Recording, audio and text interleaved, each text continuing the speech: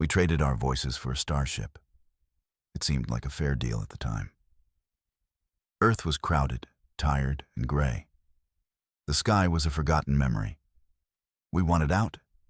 We wanted the stars. The offer came through a silent broadcast. No sound, just images. A vessel of impossible design. A promise of 1,000 new worlds. The price was simple. Never speak again. Not a word, not a whisper, not a sigh. We all agreed. Each one of us. 100 souls desperate for escape. We signed the contracts with a digital thumbprint. We packed our single bags in silence. The irony was not lost on us. We were leaving a world full of noise for a future of total quiet. It felt profound. It felt like a sacred vow. We were the chosen few, the pioneers who would buy our future with quiet. The deal was simple. We sold our silence for a starship. Our transport was a standard orbital shuttle, old, rattling, and smelling of recycled air. We stared out the main viewport. Then we saw it. The starship hung in the void. It was not built of metal and rivets. It looked like polished obsidian, a shard of night given impossible form. It was immense, a silent mountain against the star fields. Its lines were graceful and wrong. They twisted in ways human minds found difficult to follow. We felt a collective sense of awe. This was our prize. This was our future. A cathedral of the silent dark.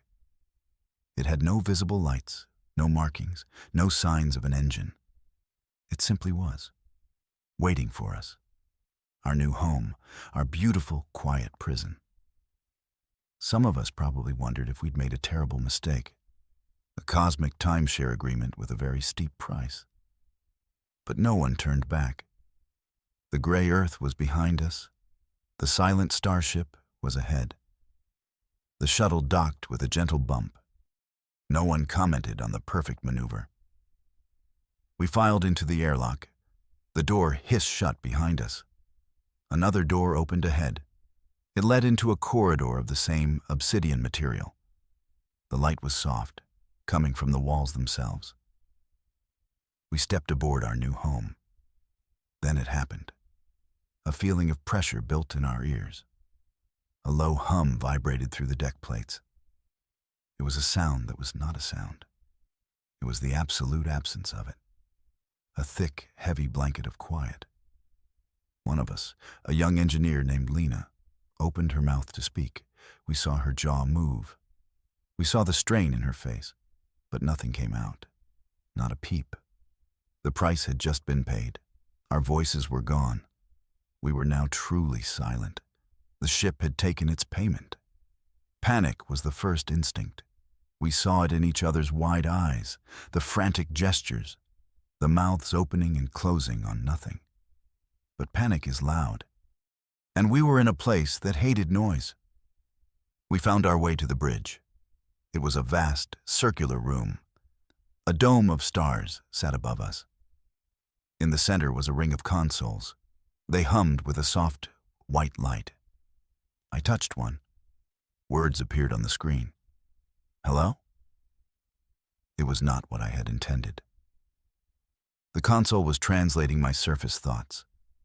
Someone next to me thought about their cat back on Earth. The words, "Mr. Snuggles is probably hungry," flashed on their screen. That broke the tension. A few of us almost laughed. We learned quickly. We learned to focus, to form coherent sentences in our minds. Our thoughts became our new voices. The bridge became a library of silent conversations. Our minds were open books. And some of us really needed to work on our spelling. We were practicing our new mental speech. The consoles were full of clumsy introductions. Then, the light on the bridge changed. It dimmed to a soft twilight. The star domes swirled into a new pattern. In the center of the room, they appeared, the elder ones. They were not solid. They were columns of shifting, living light. They had no faces, no limbs, just a presence that filled the void. It felt ancient. It felt immensely powerful. A thought entered our minds. It did not come from a console. It was direct, clear, perfect. Welcome, silent ones. The voice was not male or female. It was the sound of starlight and gravity. It resonated in our very bones. We were their crew, their observers, their quiet little batteries. We had met our new landlords, and they definitely did not seem the type to fix a leaky faucet. The elder. One showed us our first duty. The star dome above us shifted again. It was no longer a star chart. It was a window, a real-time view of a distant nebula. The colors were breathtaking. Swirls of magenta, cyan, and gold. It was a cradle of new stars, but it was dying. A wave of dark energy was consuming it. The elder ones gave their order. Again the thought came directly to us. Witness, that was all. We were to watch this cosmic death. We were to feel the awe, the sorrow, the terrible beauty of it all. But we were to do so in total silence. We stood on the bridge for hours. We watched suns flicker and die. We saw a galaxy's worth of creation erased. We were an audience for a silent opera. The purpose was a mystery. We were just the crew. Our job was not to understand. It was simply to watch. Days turned into weeks. We grew accustomed to the silent routine. Watch the stars. Eat the nutrient paste, which tasted suspiciously like regret. Think at each other on the consoles. It was a peaceful, if sterile, existence. Then the ship shuddered. A violent, grinding jolt threw us from our seats. Red light pulsed from the walls. A proximity alert flashed on a nearby screen. Meteoroid impact. Hull breach imminent. The thought was automated, clinical, cold. But our reaction was not. It was pure animal terror. A man named David scrambled to his feet. His face was a mask of fear. He forgot the rules. He forgot the price we paid. He opened his mouth and tried to scream. A raw, desperate human sound of terror. But no sound came out. Instead, the ship itself convulsed. A wave of pure agony shot through the deck. The hum pitched into a painful shriek inside our skulls. The ship itself was screaming at him, punishing him for his attempted noise. David collapsed, clutching his head. The message was clear. Our silence was not a request. It was a law, and the ship was the judge. After the impact, we were shaken. David recovered, but the event changed things. We started digging. We were a crew of scientists and engineers after all. We were curious. We investigated the ship's energy systems. We were looking for weaknesses. We found something else instead. Faint energy signatures. They were hidden deep in the ship's memory core. They were not part of the normal operations. They were echoes, looping patterns of neural energy. We displayed one on the main screen. It looked like a faded photograph of a mind. And it felt familiar, scared, confused. We realized what we were seeing. These were the ghosts of previous crews. They were still here, trapped in the machine. Their minds had been recorded, their final silent moments saved like data. This wasn't just a starship. It was a library of souls, a tomb sailing through the endless night. We cross-referenced the energy logs. The ghosts were always strongest after a major starborn event, just like the collapsing nebula we had witnessed. We also noticed something else. The elder. One seemed brighter after we watched the nebula die, more vibrant, more powerful. The pieces started to click into place. It was a horrible, unbelievable equation. They didn't just want silence. They fed on what our silence contained. The potential energy of a word never spoken. The awe we felt watching a star die. The terror of a hull breach. All that emotion, all that potential sound. It was their food. We were not a crew. We were a farm. We were here to cultivate feelings for them to harvest. Our quiet contemplation was their feast. And the ghosts in the machine? They were the leftovers. The empty husks of minds they had already drained. We had sold our silence to monsters. That constant, low hum. The one we first felt when we boarded. We had dismissed it as part of the engines, or maybe life support. But now we focused on it. We used our best audio analysis software. We broke down the frequency. It was not a single tone. It was a billion tones. A complex layered wave of incredible density. It was chaotic yet structured. It was the sound of a crowd, the sound of a city, the sound of a world. We filtered it. We isolated one tiny thread of the noise, and we heard it. Or rather, we felt it in our minds. A single, stolen word. Help. The hum was not from the ship's engines. It was the combined voices of every crew before us, stolen, compressed, and endlessly recycled. A chorus of the damned. We were living inside their prison. We were listening to their eternal scream. The revelation of the hum changed everything. Fear became anger. Despair became defiance. We were not going to be food. We would not become ghosts in this machine. The ship punished a single, accidental shout. It was a feedback loop. An attempt at sound created a painful counter-frequency. But what if the sound was intentional? What if it was focused?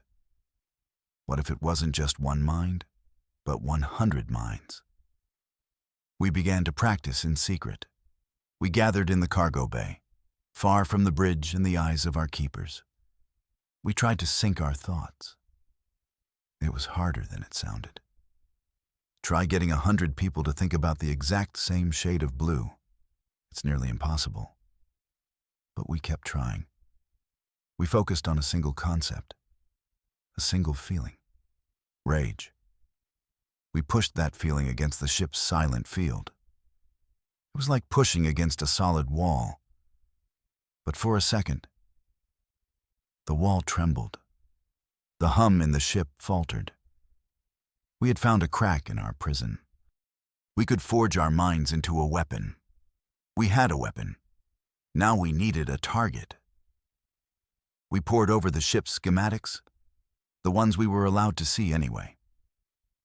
Most systems were a black box, but the vocal dampening field had to have a source, a central conduit that distributed the silence throughout the ship.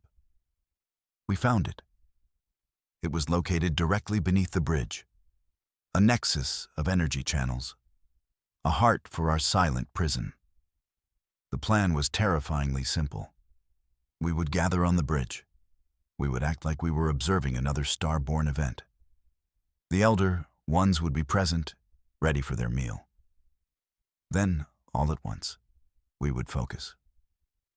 100 minds, one single unified thought aimed at that conduit. A mental shout, a silent scream loud enough to break the machine. Our chief engineer called it percussive maintenance on a cosmic scale. We would either overload the system or it would overload us. There was no backup plan. It was freedom, or we would become just another layer in the ship's awful hum. The moment arrived. The elder ones manifested in the center of the bridge. Their light was hungry, expectant. On the star dome, a supernova began its final, glorious collapse. They wanted us to watch, to feel awe, to feed them. We stood at our consoles, our hearts hammered in our chests. We looked at each other, 100 silent nods. Now we closed our eyes. We pushed aside the beautiful, dying star. We focused on one thing, a single, pure concept, sound. Not a word, not a scream, but the idea of sound itself. The memory of laughter, the feeling of music, the simple joy of a spoken word. We poured all our hope and rage into it. We aimed it down, straight at the conduit beneath our feet. The ship groaned. The deck plates vibrated violently. The low hum pitched up into an unbearable shriek. Lights flickered, consoles sparked. Then, with a crack that felt like the universe breaking, the hum shattered. Silence exploded into sound. A wave of noise erupted from the floor. It was 1,000 voices screaming at once. 1,000,000 stolen words unleashed. It was the sound of every crew that had ever served on this ship. The chorus of the damned was finally free. It was deafening. It was chaos. It was the most beautiful thing we had ever heard. The elder ones convulsed. The sound was acid to them. Their forms of pure light flickered and tore apart. They could not process the noise. The very thing they cultivated in its absence was now their poison. They dissolved like smoke in a hurricane. Their ancient presence vanished from our minds. They fled from the symphony of their victims. They could not endure the voices they had stolen. We were alone on the bridge, standing in a storm of reclaimed sound. The roar of voices slowly faded. It left a ringing in our ears. The ship was truly quiet now, not the heavy, oppressive silence from before, but a natural, empty quiet. I took a breath. It felt ragged, new. I opened my mouth and spoke.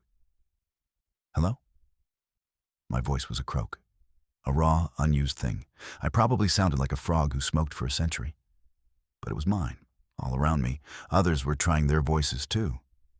A quiet laugh here, a sob of relief there. We had forgotten the sound of our own names. We found the ship's controls. They were simple now that the patrons were gone. The Starship was ours. We looked at the star dome. It showed the path to some distant, unknown galaxy, our original destination. But we were not pioneers anymore. We were survivors. We set a new course, a course for a small gray world. We were going home. We had a warning to deliver. We had a story to tell. And for the first time in a very long time, we could tell it aloud.